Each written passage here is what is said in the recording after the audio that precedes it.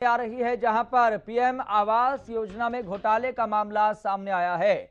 तो कई संगठनों ने प्रशासन को इस संबंध में अल्टीमेटम भी दिया है और अल्टीमेटम देते हुए ये कहा है कि जो भी दोषी अधिकारी है उस पर कड़ी कार्रवाई की जाए, घोटाले की जांच भी होनी चाहिए और कार्रवाई नहीं होने पर चक्का जाम की चेतावनी भी दी है।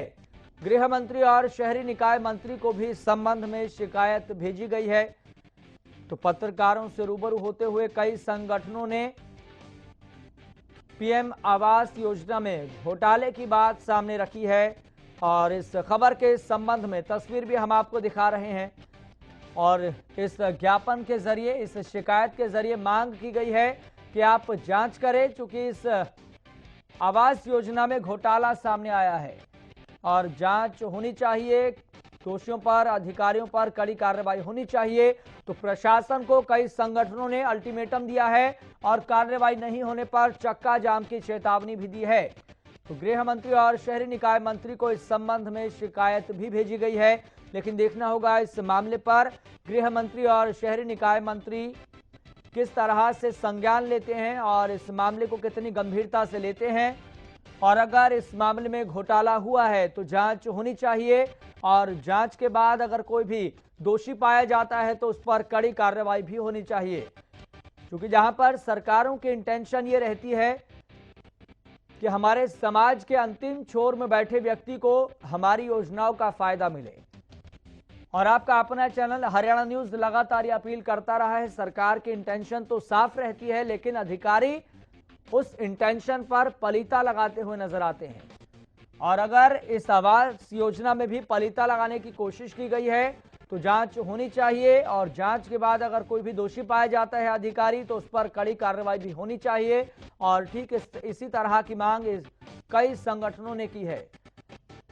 इस खबर पर ज्यादा जानकारी के साथ मेरे सहयोगी अशोक ग्रोवर जुड़ गए हैं। अशोक ग्रोवर, पीएम आवास योजना में घोटाले का मामला सामने आया है, लेकिन प्रशासन इस मामले को कितना सीरियसली ले रहा है? यस, सबसे पहले तो मैं आपको बता दूं कि देश के प्रधानमंत्री ने एक सपना लिया कि 2022 के अंत तक देश के हर गरीब नागरिक पर पक्की छत हो। मगर धरातल पर कुछ सच्चाई और देखने को मिल रही है कि प्रधानमंत्री का सपने को अधिकारियों की वजह से लगता पूरा नहीं हो रहा।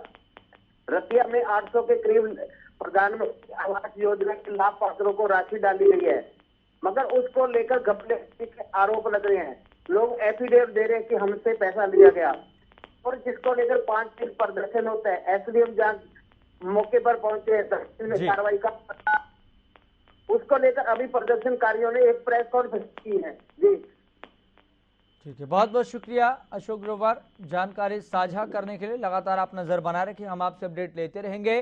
तो पीएम आवास योजना में घोटाले की बू सामने आ रही है और कई संगठनों का ये आरोप है कि इस मामले की जांच होनी चाहिए और अगर जांच के बाद कोई दोषी पाया जाता है तो उस पर कड़ी कार्रवाई भी होनी चाहिए। तो मतलब राज्य सरकारों की, केंद्र सरकारों की इंटेंशन तो साफ रहती है कि समाज के अंतिम व्यक्ति, जो अंतिम छोर में बैठा व्यक्ति है, उस पर योजनाओं का फायदा उसको मिलना चाहिए, लेकिन अधिकारी और ब्यूरोक्रेसी उस इंटेंशन पर, उस मंशा पर, उस सोच पर, उस योजना पर पलीता लगाते हुए नजर आते हैं। और अगर ऐसा इस मामले में हुआ है तो जांच होनी चाहिए, कड़ी कार्रवाई भी होनी चाहिए।